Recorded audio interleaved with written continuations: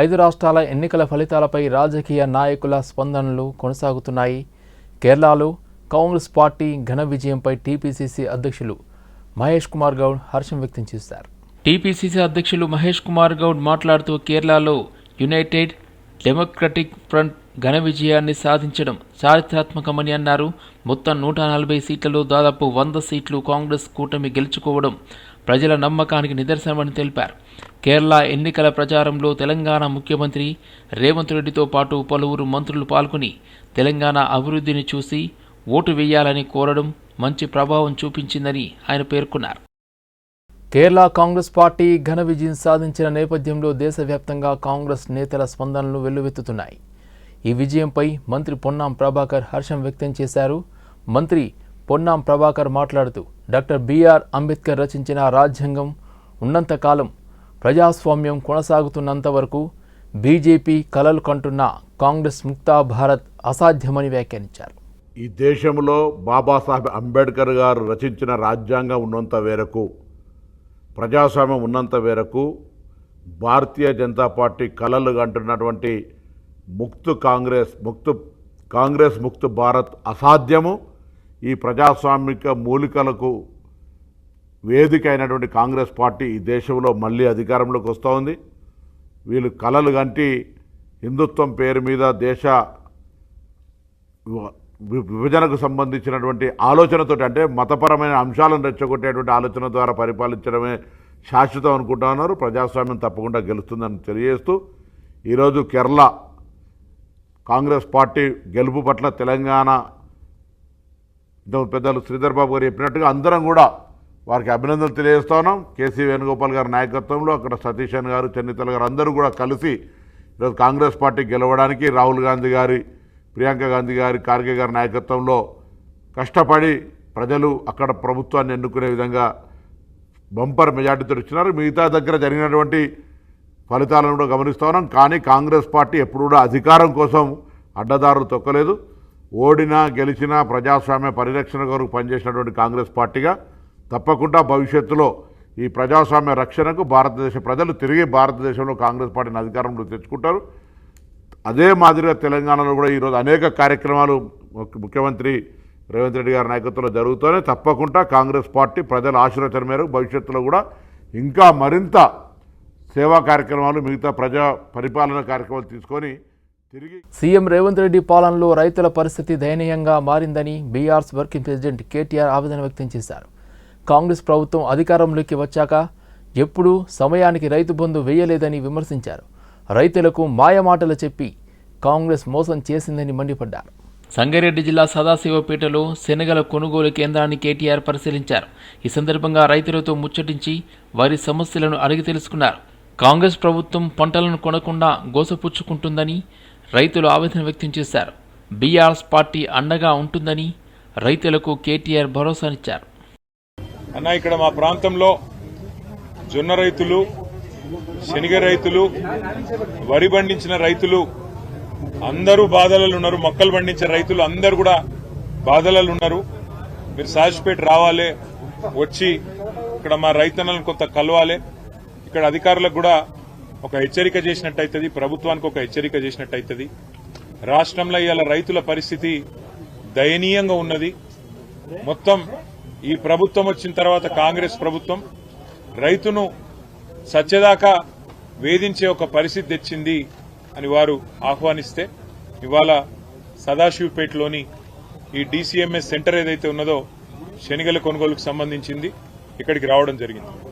ఇక్కడికి వచ్చిన తర్వాత ఇక్కడ నెల రోజుల కిందట శనగలు తీసుకొచ్చి ఇక్కడ పెట్టిన రైతులు వారందరితో కూడా కొద్దిసేపు మాట్లాడితే నాకు ఒక 4-5 విషయాలు అర్థమైనాయి.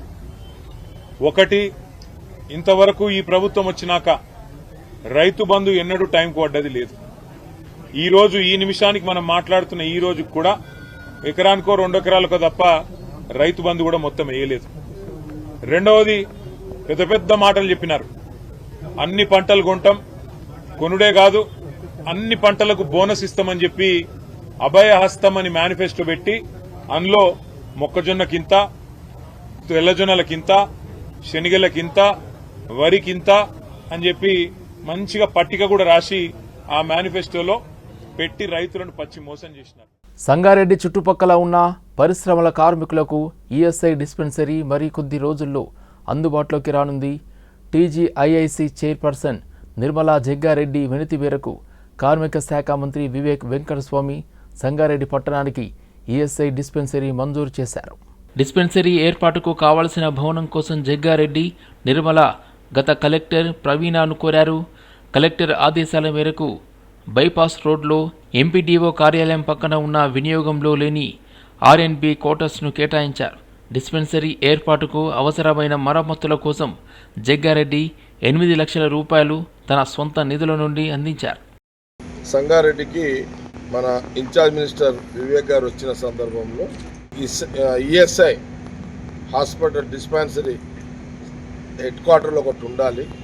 సదాశివపేటలో ఉన్నది కానీ హెడ్ క్వార్టర్లో ఉండాలి. ఎందుకంటే సంగారెడ్డి హెడ్ క్వార్టర్లో ఈఎస్ఐ ఎలిజిబుల్ ఉన్నటువంటి ఏదైతే ఫ్యాక్టరీస్ ఉన్నాయో ఆ ఫ్యాక్టరీలకు సంబంధించిన కార్మికులకు డిస్పెన్సరీ ఇక్కడ ఈఎస్ఐ ఉంటే బాగుంటుంది అని నిర్మల గత కొన్ని రోజుల క్రితము మినిస్టర్ వివేక్ గారిని కోరిన సందర్భంలో అంతకుముందు కూడా దామోదర్ గారు కూడా చెప్పడం జరిగింది. ఇప్పుడు ఇన్ఛార్జ్ మినిస్టర్ వివేక్ గారే కాబట్టి అది కాకుండా ఆయన శాఖనే, ఇది వారి శాఖనే కాబట్టి immediately dispensary ESI hospital Sangareddy head క్వార్టర్లో శాంక్షన్ ఇవ్వడం జరిగింది. వారు గత వారం రోజుల క్రితము నిర్మలకు కానీ లేకపోతే అక్కడ కలెక్టర్ గారికి అధికారులకు కూడా వాళ్ళు చెప్పిన సందర్భంలో మరి ఇమీడియట్లీ శాంక్షన్ వచ్చింది. ఈఎస్ఐ డిస్పెన్సరీ సంబంధించిన ఇక్కడ గత కొన్ని రోజులు వీళ్ళకు అకామిడేషన్ దొరుకుతలేదంటే నేను ఆ మధ్యకాలంలో నేను నిర్మల కలెక్టర్ గారితో కూర్చొని అధికారులను కూర్చోబెట్టి ఆర్ఎండ్ అధికారులను పిలిచి కొంత డిఆర్ఓ పాండు ఉండే ఆయనతో అందరితో కూర్చొని కొంత చర్చ చేసి సమన్వయం చేసి ఈఎస్ఐకి సంబంధించిన వాళ్ళ సూపరింటెండెంట్ అధికారులు అందరూ వచ్చారు, డాక్టర్స్ కొంత ఒకరోజు టైం కేటాయించి చూసిన సందర్భంలో ఆర్ఎండ్బి ఈడిఈ. కేరళ ఎన్నికల ఫలితాలపై కాంగ్రెస్ నేతల స్పందనలు కొనసాగుతున్నాయి. యూడీఎఫ్ విజయంపై టీపీసీసీ జనరల్ సెక్రటరీ చెనగాని దయాకర్ కీలక వ్యాఖ్యలు చేశారు. టీపీసీసీ జనరల్ సెక్రటరీ చెనగాని దయాకర్ మాట్లాడుతూ కేరళలో యునైటెడ్ డెమోక్రటిక్ ఫ్రంట్ విజయంలో తెలంగాణ ముఖ్యమంత్రి రేవంత్ రెడ్డి పాత్ర కీలకమని అన్నారు. తెలంగాణలో అమలు చేస్తున్న సంక్షేమ పథకాలు రేవంత్ రెడ్డి పాలనను చూసి కేరళ ప్రజలు ఆకర్షితులయ్యారని అన్నారు. రేవంత్ రెడ్డి ప్రసంగాలు అక్కడి ప్రజలను మంత్రముగ్ధులను చేశాయని పేర్కొన్నారు. అదేవిధంగా కేరళ సీఎం పినరయి విజయన్ అభివృద్ధి సంక్షేమాన్ని విస్మరించారని విమర్శించారు. బతుకమ్మ కుంట ల్యాండ్ విషయంలో కోర్టును తప్పుదోవ పట్టిస్తూ ప్రైవేట్ ల్యాండ్ ఇష్యూలో తలదూర్చి ప్రజలను తప్పుదోవ పట్టిస్తున్న హైడ్రా కమిషనర్ రంగనాథ్పై చర్యలు తీసుకుని సస్పెండ్ చేయాలని అంబర్పేట్ నియోజకవర్గ బీఆర్ఎస్ ఇన్ఛార్జ్ ఎడ్ల సుధాకర్ డిమాండ్ చేశారు. హైడ్రా కమిషనర్ రంగనాథ్ నా ప్రైవేట్ ల్యాండ్ విషయంలో పత్రికా సమావేశం నిర్వహించడాన్ని ఖండిస్తూ అంబర్పేట్లో ఆయన నివాసంలో పత్రికా సమావేశం నిర్వహించారు. ఈ సందర్భంగా ఎడ్ల సుధాకర్ మాట్లాడుతూ ఒక ఐపీఎస్ అధికారి అయి ఉండి కోర్టు ఇచ్చిన ఆర్డర్ను ధిక్కరిస్తూ ప్రజలను తప్పుదోవ పట్టిస్తున్న రంగనాథ్ను సస్పెండ్ చేయాలి. దీనిపై సెంట్రల్ హోమ్ మినిస్టర్ను రాష్ట్ర డీజీపీకి ఫిర్యాదు చేస్తానని అన్నారు. రంగనాథ్ గారు ఒక ప్రెస్ మీట్ ఇచ్చినారు. నా పైన నా భూమి సర్వే నెంబర్ 563/1లో 7 ఎకరాల పైన ఆయన ప్రెస్ మీట్ ఇచ్చినారు. దాన్ని నేను తీవ్రంగా ఖండిస్తా ఉన్నాను. ప్రెస్ మీట్నే ఖండిస్తున్నాను. ఎందుకంటే వాళ్ళ ఆల్ ఇండియా కోడ్ ప్రకారము సర్వీస్ రూల్స్ ప్రకారము ఆల్ ఇండియా సర్వీస్ రూల్ ప్రకారము రూల్ 8483 ప్రకారము is not suppose to give evidence before the press. నేను చదువుతాను, జస్ట్ కోట్ ది ఎవిడెన్స్ అండి టు కమిటీ. 83 subsection లో it clearly says evidence given in any judicial inquiry. 84 లో no member of the service giving any evidence referred to in subsection rule 3 shall give publicity to such evidence. ఆయన నిన్న మాట్లాడుతూ ఎన్నో అబద్ధాలు చెప్పింది, అదొక different aspect. But everything was contentious issue. అవన్నీ sub judice ఉన్నాయి, కోర్టులో ఉన్నాయి. కోర్టులో ఉండగా ఆల్ ఇండియా సర్వీస్ లో ఈయన ఐపీఎస్ ఉండి ఇది మీడియా త్రూ దేవడానికి అసలు అవసరమే లేకుండా ఆయన సుప్రీంకోర్టు ఆదేశాలు ఇచ్చింది కంటెంప్ట్ లో. అది పాటించాలా పాటించొద్దా ఆయన డిస్క్రిప్షన్ కు ఉన్నది. రిపోర్టు సుప్రీంకోర్టు, హానరబుల్ సుప్రీంకోర్టు వారిని రిపోర్ట్ అనేది 3 weeks లో హైకోర్టు ఆదేశాలను ఇంప్లిమెంట్ చేసి వారికి కాంప్లైన్స్ రిపోర్ట్ ఇవ్వమని చెప్పినది. లక్షల మంది కార్యకర్తలను ప్రజలను తరలించి సికింద్రాబాద్లో ఈ నెల 10వ తేదీన పరేడ్ గ్రౌండ్లో నిర్వహించే జనాగ్రహ సభను విజయవంతం చేస్తామని బీజేపీ రాష్ట్ర అధ్యక్షుడు రామచంద్రరావు అన్నారు. పరేడ్ గ్రౌండ్లో సభను విజయవంతం చేసేందుకు ఏర్పాటు చేసిన విలేకరుల సమావేశంలో ఆయన మాట్లాడుతూ బీజేపీ పార్టీ పట్ల దేశంలో మోదీ అమలు పరుస్తున్న సంక్షేమ పథకాలకు ఆకర్షితులై భారతదేశంలో పార్టీకి విశిష్టమైన ఆదరణ లభిస్తుందని అన్నారు. ఈ సందర్భంగా ప్రధానమంత్రి విచ్చేస్తున్న మోదీ సభ ఏర్పాట్లకు పూజా కార్యక్రమాలను సంప్రదాయంగా నిర్వహించారు. దేశంలో 5 రాష్ట్రాల్లో జరిగిన ఎన్నికల్లో బీజేపీ ఈ రకమైన రాష్ట్రాలను హస్తగతం చేస్తుందని వ్యాఖ్యానించారు. దేశంలోని ప్రజలకు రోజురోజుకు పార్టీ పట్ల విపరీతమైన ఆదరణ పెరుగుతూ కృషితో భారతదేశాన్ని అగ్రస్థానంలో నిలవాలని ఆకాంక్షతో బీజేపీ ప్రభుత్వం తెలంగాణ రాష్ట్రంలో జరగబోయే జీహెచ్ఎంసీ 3 కార్పొరేషన్లతో పాటు రాష్ట్రంలో ప్రభుత్వాన్ని ఏర్పాటు చేయడంలో రాష్ట్రంలో ఉన్న ఎంపీలు, ఎమ్మెల్యేలు, నాయకులు, కార్యకర్తలు కృషి చేస్తున్నారని ఆయన అన్నారు. కార్యకర్తలతో ప్రజలతో ఈ సభ జరగబోతుందని చెప్పి కూడా భావిస్తున్నాను. ఇప్పటికే మా నాయకులు జిల్లాల పర్యటన చేస్తూ ఉన్నారు. ఉత్సాహం బాగుంది. నరేంద్ర మోదీ గారు ఎలక్షన్స్ అయిన తర్వాత 3వసారి ప్రధానమంత్రి అయిన తర్వాత మొట్టమొదటిసారి తెలంగాణకు రావడము, మరి తెలంగాణ రావడము, దాంతో అనేకమైనట్టుగా కేంద్ర ప్రభుత్వం ప్రాజెక్టులు తెలంగాణ ప్రజలకు, దేశానికి అభివృద్ధి చేయకపోవడము, ఇవన్నీ కూడా చూస్తాయి. అంటే ఈ యొక్క భూమి పూజలో మీరందరూ వచ్చినందుకు మీ యొక్క సహకారాన్ని, అదేవిధంగా తెలంగాణ ప్రజలు కూడా నేను కోరుతా ఉన్నాను. మన ప్రధానమంత్రి మొదటిసారి వచ్చారు కాబట్టి వారికి భవ్యమైన స్వాగతం చెప్తాము. బహిరంగ సభలో కూడా అందరూ కూడా పాల్గొనాలని కోరుతూ, మరి తప్పకుండా నేను పూర్తిగా నమ్ముతున్నాను. ఏ విధంగా అయితే దేశంలో మొత్తం మార్పులు జరుగుతూ ఉన్నాయో, దేశ ప్రజలు బీజేపీ విధానాలు, మోదీ గారి నాయకత్వం చూస్తూ ఉన్నారు. రేపు తెలంగాణలో కూడా మోదీ గారి నాయకత్వంతో తెలంగాణ రాజకీయాల్లో పెద్ద మార్పు జరిగి తెలంగాణలో కూడా ప్రజలు మోదీ వైపు చూస్తారు, బీజేపీ వైపు చూస్తారని నేను పూర్తిగా నమ్ముతున్నాను. ఈ విశ్వాసంతోనే ప్రజలకు ఇచ్చిన హామీలను అమలుపరచడంలో కాంగ్రెస్ ప్రభుత్వం విఫలమైందని మాజీ మంత్రి సనత్ నగర్ ఎమ్మెల్యే తలసాని శ్రీనివాస్ యాదవ్ విమర్శించారు. సికింద్రాబాద్ తహసీల్దార్ కార్యాలయంలో ఏర్పాటు చేసిన కార్యక్రమంలో సనత్ నగర్ నియోజకవర్గ పరిధిలోని 89 మంది లబ్ధిదారులకు కళ్యాణ లక్ష్మి, షాదీ ముబారక్ ఆర్థిక సహాయం చెక్కులను పంపిణీ చేశారు. ఎన్నికలకు ముందు ఆచరణ సాధ్యం కాని హామీలు ఇచ్చి అధికారంలోకి వచ్చి వాటి అమలును మరిచారని అన్నారు. ఆడబిడ్డ పెళ్లి అంటే ఆర్థికంగా ఎంతో భారంగా ఉన్న పరిస్థితుల్లో పేదింటి కుటుంబాలకు చేయూతనివ్వాలనే ఆలోచనతో కేసీఆర్ ప్రభుత్వం దేశంలో ఎక్కడా లేని విధంగా కళ్యాణ లక్ష్మి, షాదీ ముబారక్ అనే గొప్ప కార్యక్రమానికి శ్రీకారం చుట్టిందని చెప్పారు.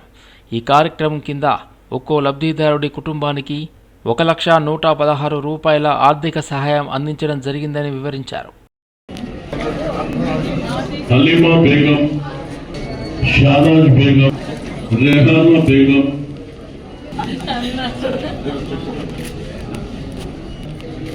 కమరునిసా, రాజు శర్మ, పి అనిత, కాజా బేగం. రంగారెడ్డి జిల్లా పహాడీ షరీఫ్ పోలీస్ స్టేషన్ పరిధిలోని జల్పల్లిలో ఓ గోదాంలో పేలిన ఎయిర్ కంటైనర్ ప్రమాదంలో గోదాంలో పనిచేస్తున్న 4గురికి స్వల్ప గాయాలయ్యాయి.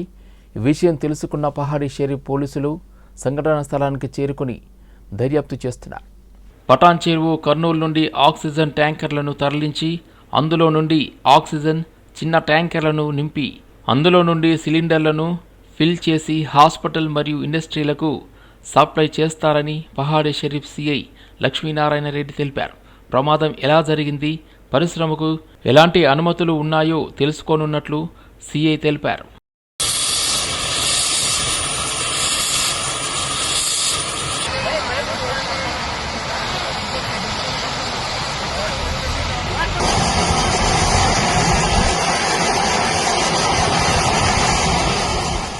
ఈరోజు మధ్యాహ్నము అందాజ 12 గంటల సమయంలో పాడిచ్చేరి పోలీస్ స్టేషన్ లిమిట్స్ నందలి జల్పల్లికి సమీపంలో ఉన్నటువంటి ఒక godown life care medical and industrial air products అనే కంపెనీకి సంబంధించిన ఎయిర్ కంటైనర్ ఒకటి బ్లాస్ట్ కావడంతో ఒక ఇద్దరికి స్వల్ప గాయాలు అవ్వడం జరిగింది.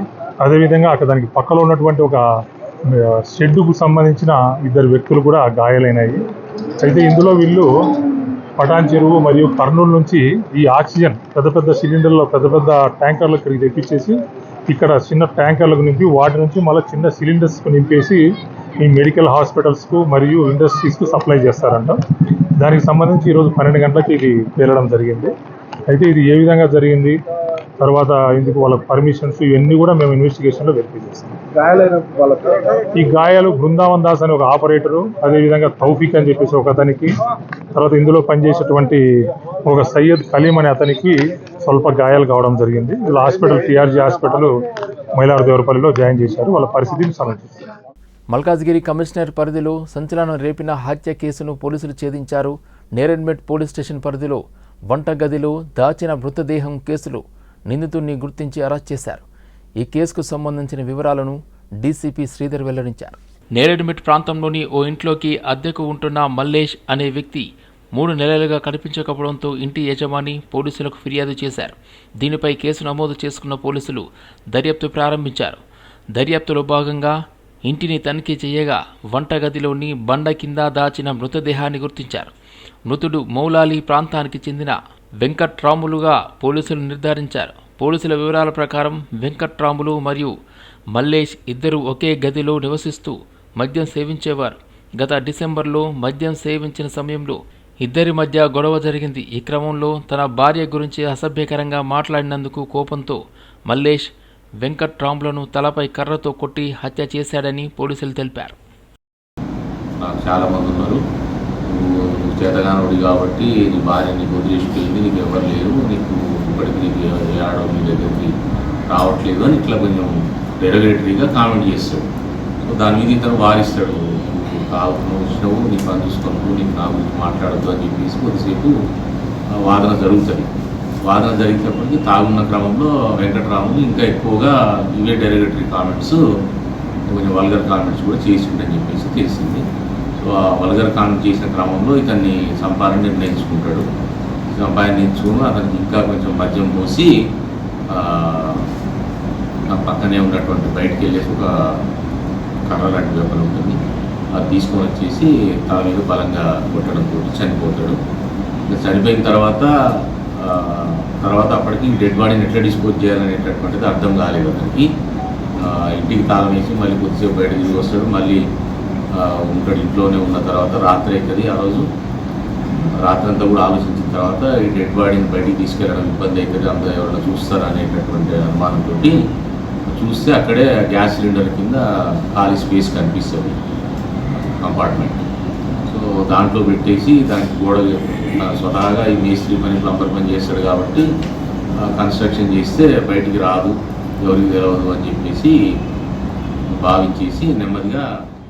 ఈ నెల 10న సికింద్రాబాద్ పరేడ్ గ్రౌండ్లో జరిగే ప్రధానమంత్రి నరేంద్ర మోదీ సభకు ప్రతి ఇంటి నుండి ఒకరు తప్పనిసరిగా పాల్గొనాలని బీసీ సంక్షేమ సంఘం జాతీయ అధ్యక్షుడు ఆర్ కృష్ణయ్య విజ్ఞప్తి చేశారు.